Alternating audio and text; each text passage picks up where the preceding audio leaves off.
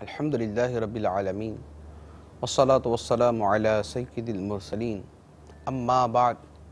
فاعوذ باللہ من الشیطان الرجیم بسم اللہ الرحمن الرحیم الصلاة والسلام علیک یا رسول اللہ وعلی آلک واصحابک یا حبیب اللہ الصلاة والسلام علیک یا نبی اللہ وعلی آلک واصحابک یا نور اللہ۔ فیضان قرآن کے سلسلے میں حاضر ہیں۔ سورہ ہود کی آیات سے ابتدا کی جائے گی۔ سورہ ہود کے اندر 7 واقعات کو بیان کیا۔ ان 7 واقعات میں پہلا واقعہ حضرت نوح علیہ السلام کا۔ ارشاد فرمایا وَلَقَدْ أَرْسَلْنَا نُوحًا إِلَىٰ قَوْمِهِ إِنِّي لَكُمْ نَذِيرٌ مُّبِينٌ أَلَّا تَعْبُدُوا إِلَّا اللَّهَ إِنِّي أَخَافُ عَلَيْكُمْ عَذَابَ يَوْمٍ أَلِيمٍ۔ اور بے شک ہم نے نوح کو اس کی قوم کی طرف بھیجا۔ نوح نے فرمایا میں تمہارے لیے صریح ڈر سنانے والا ہوں کہ اللہ کے سوا کسی کی عبادت نہ کرو، بے شک میں تم پر ایک دردناک دن کے عذاب کا خوف کرتا ہوں۔ یہ حضرت نوح علیہ السلام کا کلام، یعنی فرمایا میں تمہاری طرف کھلم کھلا ڈر سنانے آیا ہوں اور تمہیں یہ پیغام دینے آیا ہوں، یہ اللہ کا حکم بتانے آیا ہوں کہ اللہ کے سوا کسی کی عبادت نہ کرو، اور ساتھ ہی میں تمہیں یہ کہتا ہوں کہ میں تم پر ایک دردناک دن کے عذاب کا خوف کرتا ہوں، یعنی یا تو تم پر دنیا کے اندر ہی عذاب آ جائے گا، اور یا پھر یہ کہ قیامت کے دن کا مجھے تم پر ڈر ہے جو تمہارے حق میں بڑا دردناک دن ہوگا۔ قوم نے کیا جواب دیا؟ قوم نے انتہائی جہالت کے ساتھ، بدتمیزی کے ساتھ اور انتہائی غلط انداز کے اندر، گستاخانہ انداز میں جواب دیا۔ انہوں نے کہا فَقَالَ الْمَلَأُ الَّذِينَ كَفَرُوا مِن قَوْمِهِ مَا نَرَاكَ إِلَّا بَشَرًا مِثْلَنَا وَمَا نَرَاكَ اتَّبَعَكَ إِلَّا الَّذِينَ هُمْ أَرَاذِلُنَا بَادِيَ الرَّأْيِ وَمَا نَرَى لَكُمْ عَلَيْنَا مِن فَضْلٍ بَلْ نَظُنُّكُمْ كَاذِبِينَ۔ تو اس کی قوم کے کافر سردار کہنے لگے ہم تو تمہیں اپنے ہی جیسا آدمی سمجھتے ہیں، اور ہم دیکھ رہے ہیں کہ تمہاری پیروی صرف ہمارے سب سے کمینے لوگوں نے سرسری نظر دیکھ کر بغیر سوچے سمجھے کر لی ہے، اور ہم تمہارے لیے اپنے اوپر کوئی فضیلت نہیں پاتے بلکہ ہم تمہیں جھوٹا خیال کرتے ہیں۔ یعنی قوم نے جواب یہ دیا کہ اے نوح، ہم نہیں سمجھتے کہ تمہیں کو ہمارے اوپر فضیلت ہے یا تم کو خاص آدمی ہو کہ تمہیں اللہ نے نبی بنا دیا، ہمارے جیسے آدمی ہو، اور جن لوگوں نے تمہارا دین قبول کیا ہے وہ بھی ہمیں گھٹیا، غریب اور جن کی کوئی اوقات نہیں ہے، اس طرح کے لوگوں نے بس تمہاری باتوں کے اندر آ کے تمہارے دین کو قبول کر لیا، لہٰذا ہم جو ہے وہ تمہیں جھوٹا خیال کرتے ہیں، ہم تمہارے پیغام کو، تمہارے دین کو نہیں مانیں گے۔ یعنی اب یہ جواب کا انداز دیکھیں کہ ایک قوم اپنے نبی کو جواب دے رہی ہے اور کس قدر جاہلانہ اور گستاخانہ انداز میں جواب دے رہی ہے۔ اب اس کے مقابلے میں حضرت نوح علیہ السلام نے بڑے ہی تحمل کے ساتھ اور بڑے پیارے انداز کے اندر انہیں جواب دیا۔ ارشاد فرمایا قال یا قوم ارأیتم ان کنت علی بینۃ من ربی وآتانی رحمۃ من عنده فعمیت علیکم انلزمکموها وانتم لہا کارہون۔ فرمایا اے میری قوم، بھلا بتاؤ کہ اگر میں اپنے رب کی طرف سے دلیل پر ہوں اور اس نے مجھے اپنے پاس سے رحمت عطا فرمائی ہو، پھر تم خود ہی اسے دیکھنے سے اندھے بن جاؤ، تو کیا میں تمہیں اسے قبول کرنے پر مجبور کروں حالانکہ تم اسے ناپسند کرتے ہو؟ یعنی نوح علیہ السلام نے فرمایا کہ اے لوگوں دیکھو، میں اگر اپنے رب کی طرف سے دلیل پر ہوں اور خدا نے مجھے رحمت بھی عطا فرمائی، کہ نبوت بھی عطا فرمائی، لیکن تمہیں سمجھ نہیں آ رہی میرے اوپر جو خدا کی رحمت ہے، جو خدا کی نبوت ہے، جب یا میں دلیل پر ہوں، یہ تمہیں سمجھ نہیں آ رہا، تو اب اگر تم نہیں مانتے تو کیا میں تمہیں اس پر مجبور کروں کہ تم بہر صورت اس کو تسلیم کرو؟ ایسا تو نہیں ہوگا۔ اب اس کے بعد ارشاد فرمایا وَيَا قَوْمِ لَا أَسْأَلُكُمْ عَلَيْهِ مَالًا إِنْ أَجْرِيَ إِلَّا عَلَى اللَّهِ وَمَا أَنَا بِطَارِدِ الَّذِينَ آمَنُوا إِنَّهُمْ مُلَاقُو رَبِّهِمْ وَلَكِنِّي أَرَاكُمْ قَوْمًا تَجْهَلُونَ۔ اور اے قوم، میں تم سے اس پر کوئی مال نہیں مانگتا، میرا اجر تو اللہ ہی پر ہے، اور میں مسلمانوں کو دور نہیں کروں گا، بے شک یہ اپنے رب سے ملنے والے ہیں، لیکن میں تم لوگوں کو بالکل جاہل قوم سمجھتا ہوں۔ وَيَا قَوْمِ مَنْ يَنْصُرُنِي مِنَ اللَّهِ إِن تَرَدتُّهُمْ أَفَلَا تَذَكَّرُونَ، اور اے میری قوم، اگر میں ان غریبوں کو دور کر دوں تو مجھے اللہ سے کون بچائے گا؟ کیا تم نصیحت حاصل نہیں کرتے؟ یہاں پر حضرت نوح علیہ السلام نے جو جواب دیا وہ ارشاد فرمایا کہ اے میری قوم، میں جو تمہیں تبلیغ کر رہا ہوں، جو میں اتنی مشقت تمہارے لیے اٹھا رہا ہوں، میں تم سے کوئی مال نہیں مانگتا، کوئی اجرت نہیں مانگتا۔ یہ مال و اجرت نہ مانگنا اس بات کی دلیل ہے کہ میرا یہ پیغام سچا ہے، کیونکہ آخر میں اتنی محنت کروں، اتنی مشقت اٹھاؤں، یا تو مجھے کوئی دنیا کا فائدہ چاہیے۔ لیکن جب میں کوئی مال نہیں مانگ رہا، میں دنیا کا کوئی فائدہ نہیں طلب کر رہا، تو اس کا مطلب یہ ہوا کہ پھر میں کسی خاص مقصد کے لیے یہ کر رہا ہوں، اور وہ مقصد خدا کی رضا ہے۔ تو یہ میرا کردار ہے جو تمہارے سامنے ہے کہ میں کسی مالی مفاد کے لیے، دنیاوی فائدے کے لیے یہ کام نہیں کر رہا، تو لہذا تمہیں اسے تسلیم کرنا چاہیے۔ پھر دوسری بات یہ کہ تم لوگ کہتے ہیں کہ جو ابھی تک مسلمان ہوئے ہیں یہ غریب ہیں، گھٹیا لوگ ہیں، اور ان کی بات کا کوئی اعتبار ہی نہیں ہے۔ تو فرمایا کہ تمہارے اس کہنے کی وجہ سے میں ان لوگوں کو اپنے سے دور نہیں کر سکتا، کہ تم انہیں اگر گھٹیا سمجھتے ہو تو میں اس وجہ سے اپنے سے دور کر دوں، میں انہیں دور نہیں کر سکتا، کیونکہ یہ اپنے رب سے ملنے والے ہیں۔ ہاں تمہیں میں یہ سمجھتا ہوں کہ تمہیں جو ہے ان باتوں کا علم نہیں ہے، تمہیں علم نہیں ہے کہ ان کا خدا کی بارگاہ میں کیا مقام ہو سکتا ہے۔ اور پھر دوسری بات یہ ہے کہ جب یہ مجھ پر ایمان لے آئے، اب ایمان کے باوجود میں انہیں تمہاری خاطر اپنے سے دور کر دوں، تو پھر مجھے خدا کے عذاب سے کون بچائے گا؟ کہ خدا نے تو ایمان والوں کو مجھے اپنے قریب کرنے کا کہا ہے، تو لہٰذا تمہیں چاہیے کہ تم نصیحت حاصل کرو۔ اب اس کے بعد پھر نوح علیہ السلام نے مزید فرمایا، وَلَا أَقُولُ لَكُمْ عِنْدِي خَزَائِنُ اللَّهِ وَلَا أَعْلَمُ الْغَيْبَ وَلَا أَقُولُ إِنِّي مَلَكٌ وَلَا أَقُولُ لِلَّذِينَ تَزْدَرِي أَعْيُنُكُمْ لَنْ يُؤْتِيَهُمُ اللَّهُ خَيْرًا اللَّهُ أَعْلَمُ بِمَا فِي أَنفُسِهِمْ إِنِّي إِذًا لَّمِنَ الظَّالِمِينَ۔ اور میں تم سے نہیں کہتا کہ میرے پاس اللہ کے خزانے ہیں، اور نہ یہ کہ میں خود ہی غیب جان لیتا ہوں، اور نہ یہ کہتا ہوں کہ میں فرشتہ ہوں، اور میں ان غریب مسلمانوں کے بارے میں جنہیں تمہاری نگاہیں حقیر سمجھتی ہے یہ نہیں کہتا کہ اللہ ہرگز انہیں کوئی بھلائی نہیں دے گا۔ اللہ خوب جانتا ہے جو ان کے دلوں میں ہے۔ اگر میں ایسی بات کہوں تو ضرور میں ظالموں میں سے ہوں گا۔ یہاں پر حضرت نوح علیہ السلام نے فرمایا کہ تمہارا یہ کہنا کہ بھی میرے پاس کوئی مال و دولت نہیں ہے، کوئی فضیلت نہیں ہے مجھے تم پر، تو اس کی سیدھی سی بات یہ ہے کہ میں نے تمہیں یہ کہا ہی نہیں کہ میرے پاس خدا کے خزانے ہیں۔ جب میں اس کا دعویٰ ہی نہیں کر رہا تو تم اس کا مطالبہ کیوں کر رہے ہو؟ دوسری بات یہ ہے کہ میں تم سے یہ کہتا ہی نہیں ہوں کہ میں غیب جانتا ہوں، تو جب میں نے یہ دعویٰ ہی نہیں کیا، یعنی میں نے اس کا دعویٰ ہی نہیں کیا، تو تم پھر مجھ سے یہ کیسے کہہ سکتے ہو کہ بھی یہ دل سے مومن نہیں ہوئے؟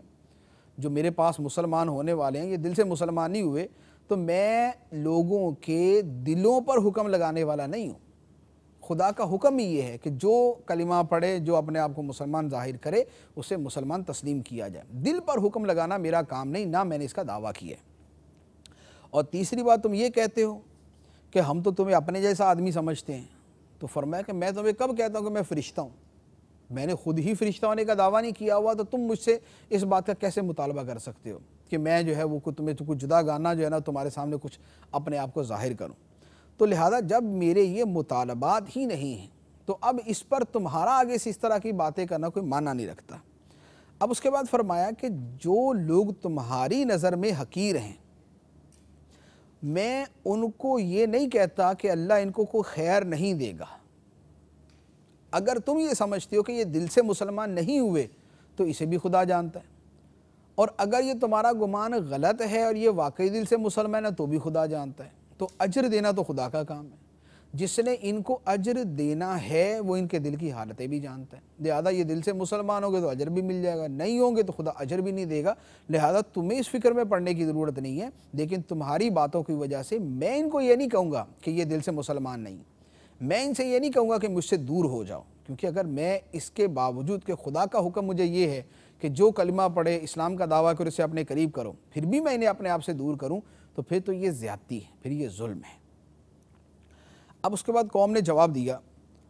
قالوا یا نوح قد جادلتنا فاکثرت جدالنا فأتنا بما تعدنا ان كنت من الصادقین۔ لوگوں نے کہا، اے نوح تم نے ہم سے بڑا جھگڑا کیا، اور بہت زیادہ ہی جھگڑا کیا، تو اگر تم سچے ہو تو وہ عذاب لے آؤ جس کی وعیدیں تم ہمیں دیتے رہتے ہو۔ یعنی قوم نے یہ کہا کہ اے نوح ہم مان نہیں رہے، اب تم نے جو عذاب لے کے آنا نا وہ لے آؤ، جو ہمیں ڈراتے رہتے ہو بھی عذاب آ جائے گا عذاب آ جائے گا، وہ عذاب ہی لے آؤ، ہم تیار بیٹھے۔ تو نوح علیہ السلام نے آگے سے جواب دیا، قال انما یأتیکم بہ اللہ یأتیکم بہ اللہ ان شاء وما انتم بمعجزین، فرمایا وہ عذاب تمہارے اوپر اللہ ہی لائے گا اگر وہ چاہے گا،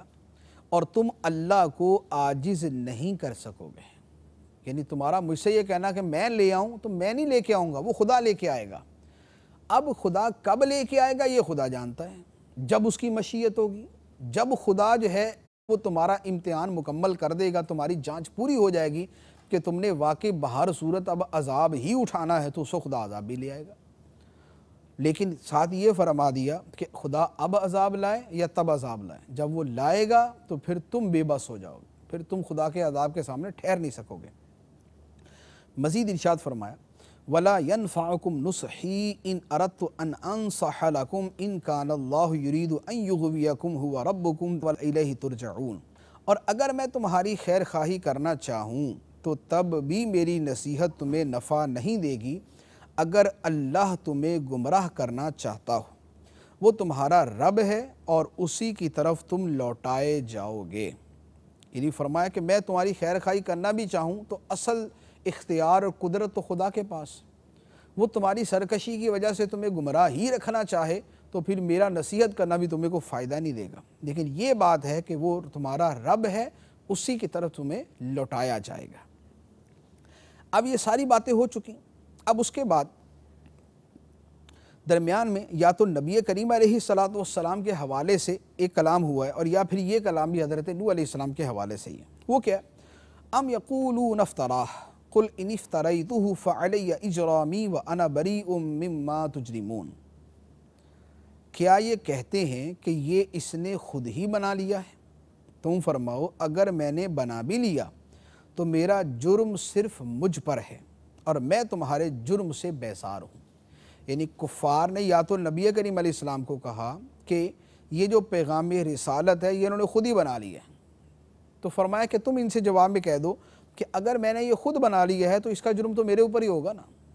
تمہارے جرموں سے میں بیزار ہوں۔ اور یا پھر یہی کلام حضرت نوح علیہ السلام کے حوالے سے۔ اب یہ سارا ایک لمبا عرصہ گزر گیا، جب قوم نوح کو سمجھانے کے اندر ایک وقت گزر گیا تو اس کے بعد پھر عذاب الہی آنے کا سلسلہ شروع ہونے لگا، تو حضرت نوح علیہ السلام کو پہلے ہی اشاروں میں بتا دیا گیا کہ اب ان کے اوپر عذاب ہی آنا ہے۔ اب اس کی شروعات کیسے ہوئی وہ اللہ تعالیٰ نے بیان فرمائی۔ ارشاد فرمایا وَأُوحِيَ إِلَى نُوحٍ أَنَّهُ لَن يُؤْمِنَ مِن قَوْمِكَ إِلَّا مَن قَدْ آمَنَ فَلَا تَبْتَئِسْ بِمَا كَانُوا يَفْعَلُونَ، اور نوح کی طرف وحی بھیجی گئی کہ تمہاری قوم میں سے مسلمان ہو جانے والوں کے علاوہ کوئی اور اب مسلمان نہیں ہوگا، تو تم اس پر غم نہ کھاؤ جو یہ کر رہے ہیں۔ یعنی فرما دیا کہ اے نوح اب جتنے لوگوں نے مسلمان ہونا تھا وہ ہو گئے، یعنی 100 سے کم ہی تھے، بلکہ کافی زیادہ ہی کم تھے، تو یہ جتنے مسلمان ہونے تھے وہ ہو گئے، اب کوئی نیا مسلمان نہیں ہوگا۔ مراد یہ کہ اب کام پورا ہو چکا، حجت تمام ہو چکی اور ہر بات ان پہ واضح ہو چکی۔ اب کیا ہے؟ اب عذاب کا سلسلہ ہے۔ اب حضرت نوح علیہ السلام سے فرمایا گیا وَاصْنَعِ الْفُلْكَ بِأَعْيُنِنَا وَوَحْيِنَا وَلَا تُخَاطِبْنِي فِي الَّذِينَ ظَلَمُوا إِنَّهُمْ مُغْرَقُونَ، اور ہمارے سامنے اور ہمارے حکم سے کشتی بناؤ، اور اب ظالموں کے بارے میں مجھ سے بات نہ کرنا، بے شک انہیں ضرور غرق کیا جائے گا۔ وَيَصْنَعُ الْفُلْكَ وَكُلَّمَا مَرَّ عَلَيْهِ مَلَأٌ مِّن قَوْمِهِ سَخِرُوا مِنْهُ قَالَ إِن تَسْخَرُوا مِنَّا فَإِنَّا نَسْخَرُ مِنْكُمْ كَمَا تَسْخَرُونَ۔ نوح علیہ السلام کو اللہ تعالیٰ نے کشتی بنانے کا فرمایا تو آپ نے کشتی بنانا شروع کر دی۔ اب وہ کشتی بنانے کے زمانے میں کافروں نے جو کچھ کیا اللہ تعالیٰ نے یہاں وہ بیان فرمایا اور نوح کشتی بناتے رہے، اور ان کی قوم کے سرداروں میں سے جب کبھی کوئی ان کے پاس سے گزرتا تو ان کا مذاق اڑاتا۔ نوح نے فرمایا اگر تم ہمارے اوپر ہنستے ہو تو ایک وقت ہم بھی تم پر ایسے ہی ہنسیں گے جیسے تم اب ہم پر ہنستے ہو۔ یعنی کفاریہ کہتے تھے، وہاں چونکہ کوئی سمندر تو تھا نہیں اور نوح علیہ السلام کشتی بنا رہے تھے، تو کفار مذاق ہی اڑاتے تھے کہ جناب آپ کشتی بنا رہے تو کیا جنگلوں میں چلانی ہے کیا خشکی میں چلاؤ گے کیا؟ یہ وہ مذاق اڑاتے تھے۔ تو حضرت نوح علیہ السلام نے اس کے جواب میں فرمایا کہ تم آج ہمارا مذاق اڑا لو، لیکن ایک دن آئے گا کہ جب ہم تم پر اسی طرح ہنسیں گے جس طرح آج تم ہم پر ہنس رہے ہو۔ تو فرمایا فَسَوْفَ تَعْلَمُونَ مَنْ يَأْتِيهِ عَذَابٌ يُخْزِيهِ وَيَحِلُّ عَلَيْهِ عَذَابٌ مُقِيمٌ، تو ان قریب تمہیں پتہ چل جائے گا کہ کس پر وہ عذاب آتا ہے جو اسے ذلیل و رسوا کر دے گا اور کس پر ہمیشہ رہنے والا عذاب اترتا ہے۔ اب اس کے بعد عذاب کی شروعات ہوئی تو ارشاد فرمایا حَتَّى إِذَا جَاءَ أَمْرُنَا وَفَارَتِ النُّورُ قُلْ نَحْمِلُ فِيهَا مِنْ كُلٍّ زَوْجَيْنِ اثْنَيْنِ وَأَهْلَكَ إِلَّا مَنْ سَبَقَ عَلَيْهِ الْقَوْلُ وَمَنْ آمَنَ وَمَا آمَنَ مَعَهُ إِلَّا قَلِيلٌ وَقَالَ ارْكَبُوا فِيهَا بِسْمِ اللَّهِ مَجْرَاهَا وَمُرْسَاهَا إِنَّ رَبِّي لَغَفُورٌ رَحِيمٌ، یہاں تک کہ جب ہمارا حکم آ گیا اور تنور ابلنے لگا تو ہم نے فرمایا ہر جنس میں سے ایک ایک جوڑا، اور جن پر عذاب کی بات پہلے طے ہو چکی ہے ان کے سوا اپنے گھر والوں کو اور اہل ایمان کو کشتی میں سوار کر لو، اور ان کے ساتھ تھوڑے لوگ ہی ایمان لائے تھے۔ یعنی اللہ تعالیٰ نے نوح علیہ السلام سے فرمایا کہ اب عذاب شروع ہونے والا ہے، ایک تندور تھا وہاں سے پانی ابلنا شروع ہو گیا اور یہ علامت تھی کہ اب خدا کا عذاب شروع ہو گیا۔ تو اللہ تعالیٰ نے فرمایا کہ جانوروں میں ہر جنس کا ایک ایک جوڑا یعنی نر اور مادہ یہ کشتی میں رکھ لو، اور جو مسلمان ہیں انہیں بھی کشتی میں سوار کر لو، جو آپ کے گھر والے ہیں انہیں بھی کشتی میں سوار کر لو۔ تو فرمایا کہ بس اب اس کے بعد بقیہ کے لیے اب عذاب ہے، اور نوح نے فرمایا اس میں سوار ہو جاؤ، سب لوگوں سے فرمایا کہ کشتی میں سوار ہو جاؤ، اس کا چلنا اور اس کا ٹھہرنا اللہ ہی کے نام پر ہے، بے شک میرا رب ضرور بخشنے والا مہربان ہے۔ اب جب سارے لوگ کشتی میں سوار ہو گئے تو اب ایک اور واقعہ پیش آیا، وہ واقعہ تھا حضرت نوح علیہ السلام کے بیٹے کا۔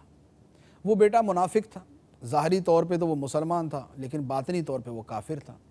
نوح علیہ السلام نے اس کو بھی مسلمان سمجھتے ہوئے اسے بلایا کہ تم بھی کشتی میں آ جاؤ، اور اس نے آنے سے انکار کر دیا۔ اس کا اللہ تعالیٰ نے یہاں پر بیان کیا، فرمایا وَهِيَ تَجْرِي بِهِمْ فِي مَوْجٍ كَالْجِبَالِ وَنَادَى نُوحٌ ابْنَهُ وَكَانَ فِي مَعْزِلٍ يَا بُنَيَّ ارْكَب مَعَنَا وَلَا تَكُن مَعَ الْكَافِرِينَ، اور وہ کشتی انہیں پہاڑ جیسی موجوں کے درمیان لے کر چل رہی تھی، اور نوح نے اپنے بیٹے کو پکارا اور وہ اس کشتی سے باہر ایک کنارے پر تھا۔ نوح نے پکارا اے میرے بیٹے تو ہمارے ساتھ سوار ہو جا اور کافروں کے ساتھ نہ ہو۔ قال سآوی الی جبل یعصمنی من الماء قال لا عاصم اليوم من امر اللہ الا من رحم وحال بینہم الموج فکان من المغرقین۔ بیٹے نے کہا میں ابھی کسی پہاڑ کی پناہ لے لیتا ہوں، وہ مجھے پانی سے بچا لے گا۔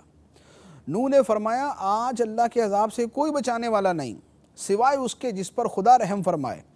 اور ان کے درمیان ایک لہر حائل ہو گئی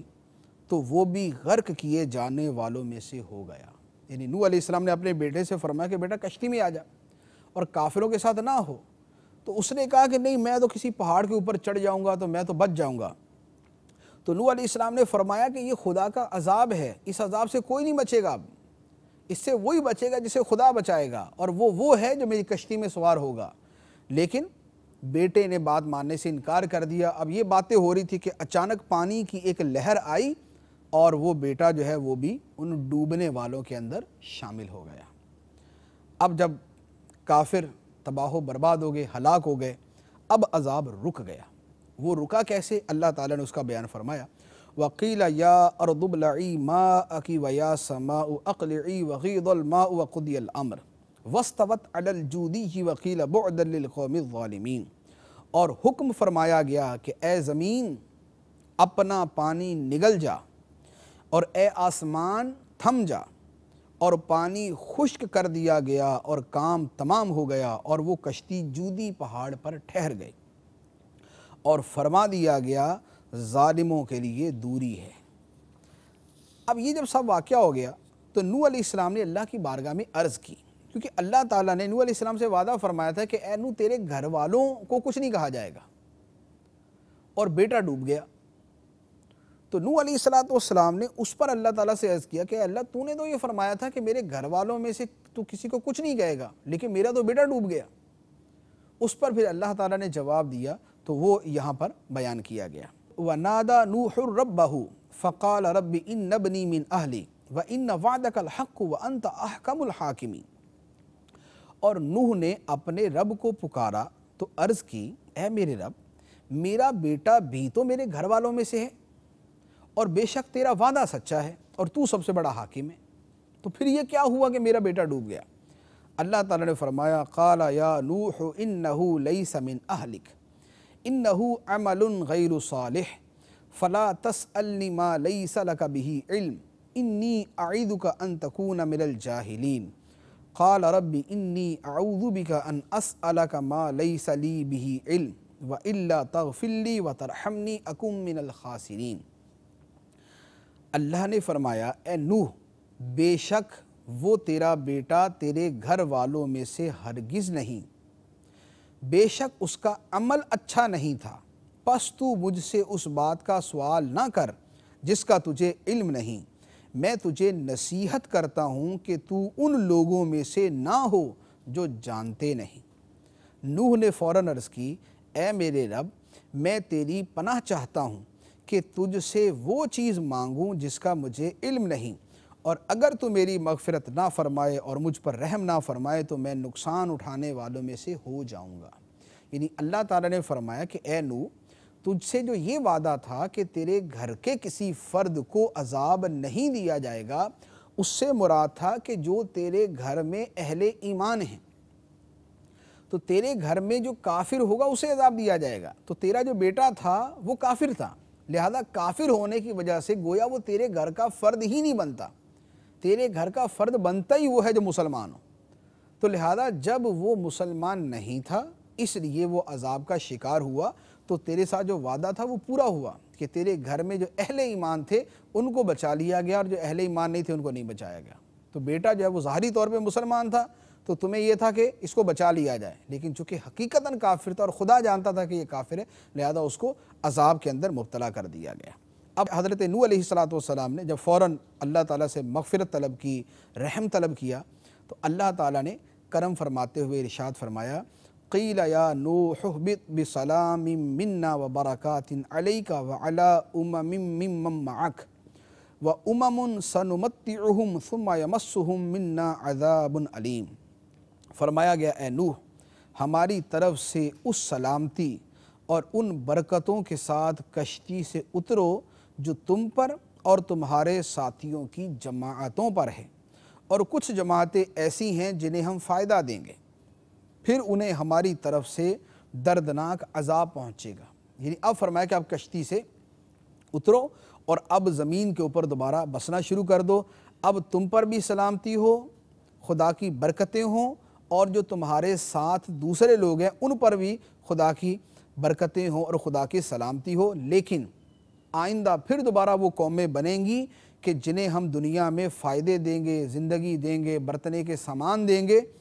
لیکن پھر ان کی ناشکری اور کفر کی وجہ سے ان کو عذاب کے اندر مبتلا کریں گے۔ اب یہ سارے واقعے کے بعد اللہ تعالیٰ فرماتا ہے، تِلْکَ مِنْ أَنْبَاءِ الْغَيْبِ نُوحِیهَا إِلَيْکَ مَا كُنْتَ تَعْلَمُهَا أَنْتَ وَلَا قَوْمُكَ مِنْ قَبْلِ هَذَا فَاصْبِرْ إِنَّ الْعَاقِبَةَ لِلْمُتَّقِينَ۔ یہ کچھ غیب کی خبریں ہیں جو ہم تمہاری طرف وحی کرتے ہیں، اس سے پہلے نہ تم انہیں جانتے تھے اور نہ تمہاری قوم جانتی تھی، تو تم صبر کرو، بے شک اچھا انجام پرہیزگاروں کے لیے۔ سرکار دو عالم صلی اللہ علیہ وسلم کو یہاں فرمایا گیا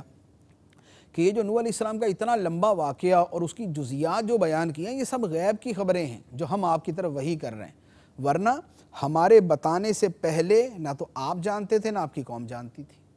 تو گویا پتہ چلا کہ قرآن کے ذریعے اللہ تعالیٰ نے غیب کا علم اپنے نبی علیہ السلام کو عطا فرمایا۔ اب اس کے بعد دوسرا واقعہ جو سورہ ہود کے اندر بیان ہوا وہ ہے قوم عاد کا واقعہ۔ قوم عاد کی طرف حضرت ہود علیہ السلام نبی بن کر تشریف لائے، اسے بیان کیا، ارشاد فرمایا وَإِلَىٰ عَادٍ أَخَاهُمْ هُودًا قَالَ يَا قَوْمِ اعْبُدُوا اللَّهَ مَا لَكُم مِّنْ إِلَٰهٍ غَيْرُهُ إِنْ أَنْتُمْ إِلَّا مُفْتَرُونَ۔ اور عاد کی طرف ان کے ہم قوم ہود کو بھیجا۔ ہود نے فرمایا اے میری قوم اللہ کی عبادت کرو، اس کے سوا تمہارا کوئی معبود نہیں، تم تو صرف بہتان لگانے والے ہو، یعنی جو شرک کرتے ہو یہ خدا پہ بہتان ہے۔ یا قوم لا اسألکم علیہ اجرا ان اجری الا علی الذی فطرنی افلا تعقلون۔ اے میری قوم میں اس پر یعنی اس تبلیغ پر تم سے کوئی اجرت نہیں مانگتا، میرا اجر تو اسی کے ذمے ہے جس نے مجھے پیدا کیا، تو کیا تمہیں عقل نہیں آتی؟ یعنی مراد یہ کہ میں تو بے غرض اور بے لوث ہو کر تمہیں اللہ کی طرف بلا رہا ہوں، تو کیا تمہیں سمجھ نہیں آتی کہ میری یہ بے غرضی ہی اس وجہ سے ہے کہ میرا پیغام سچا ہے۔ پھر اس کے بعد مزید ایک عرصے تک آپ سمجھاتے رہے، تقریباً 3 سال کا عرصہ گزر گیا۔ پھر اس کے بعد آپ نے مزید اور انداز میں سمجھا، ایک اور انداز میں سمجھایا، وہ کیا؟ فرمایا وَيَا قَوْمِ اسْتَغْفِرُوا رَبَّكُمْ ثُمَّ تُوبُوا إِلَيْهِ يُرْسِلِ السَّمَاءَ عَلَيْكُمْ مِدْرَارًا وَيَزِدْكُمْ قُوَّةً إِلَىٰ قُوَّتِكُمْ وَلَا تَتَوَلَّوْا مُجْرِمِينَ۔ اور اے میری قوم تم اپنے رب سے معافی مانگو، پھر اس کی بارگاہ میں توبہ کرو، تو وہ تم پر موسلا دار بارش بھیجے گا اور تمہاری قوت کے ساتھ مزید قوت زیادہ کرے گا،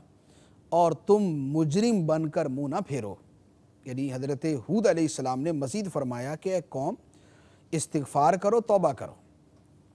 توبہ استغفار کرو گے تو خدا بارشیں برسائے گا، تمہاری کھیتیوں میں، تمہارے پھلوں میں، تمہارے رزق کے اندر برکت پیدا کر دے گا، تمہاری قوت کے اندر اضافہ کر دے گا۔ تو لہذا مجرم بن کر نہ پھرو، بلکہ توبہ اور استغفار کا راستہ اپناؤ۔ لیکن اب یہ جو باتیں ہوئیں حضرت ہود علیہ السلام نے سمجھایا، اس کے جواب میں قوم نے کیا کیا؟ کیا کہا؟ کہنے لگے قالوا یا ہود ما جئتنا ببینۃ وما نحن بتارکی آلہتنا عن قولک وما نحن لک بمؤمنین۔ انہوں نے کہا اے ہود تم ہمارے پاس کوئی دلیل لے کر نہیں آئے، اور ہم صرف تمہارے کہنے سے اپنے خداؤں کو چھوڑنے والے نہیں ہیں، اور نہ ہی تمہاری بات پر ہم یقین کرنے والے ہیں۔ یعنی تمہارے کہنے پہ ہم اپنے خداؤں کو چھوڑ دیں، جھوٹے خداؤں کو، ایسا نہیں ہو سکتا، ہمیں تمہارا یقین ہی نہیں ہے، بلکہ ہم تو یہ کہتے ہیں ان نقول الا اعتراک بعض آلہتنا بسوء قال انی اشہد اللہ واشہدوا انی بریء مما تشرکون من دونہ فکیدونی جمیعا ثم لا تنظرون انی توکلت علی اللہ ربی وربکم ما من دابۃ الا هو آخذ بناصیتها ان ربی علی صراط مستقیم۔ قوم نے مزید کہا، ایک تو پہلے تو یہ کہا کہ ہم تمہارے کہنے پہ اپنے خدا چھوڑنے والے نہیں، دوسری بات کہی کہ ہم تمہارا یقین ہی نہیں کرتے، تیسری بات کہی کہ ہم تو صرف یہ کہتے ہیں کہ ہمارے کسی معبود نے تم پر کوئی برائی پہنچا دی ہے۔